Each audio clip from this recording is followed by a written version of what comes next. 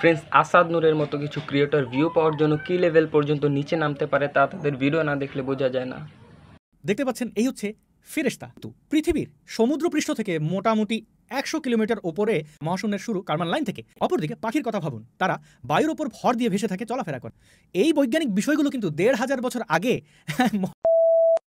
কোনোভাবেই জানার কথা নয়। অনেকগুলো ডানা নিয়ে জিব্রাইল নামক ফেরেশতা দ্রুত সংবাদ বহন করতে পারবেন।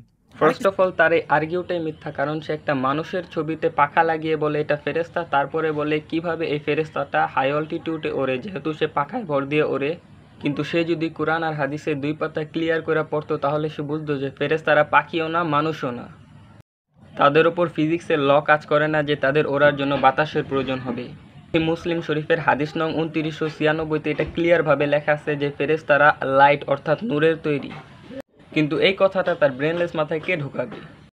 আসাদ, তুই যদি আমার ভিডিওটা দেখে থাকোস তাহলে তোরে পরামর্শ দিব চ্যানেলটা সাবস্ক্রাইব করে রাখ, কারণ কোরআন আসল না নকল সেই সম্পর্কে অতি শীঘ্রই একটা সায়েন্টিফিক লজিক সহ ভিডিও স্পেশালি তোর জন্যই দিব। আসাদ সাবস্ক্রাইব করুক আর না করুক, আপনারা অবশ্যই সাবস্ক্রাইব করে রাখবেন।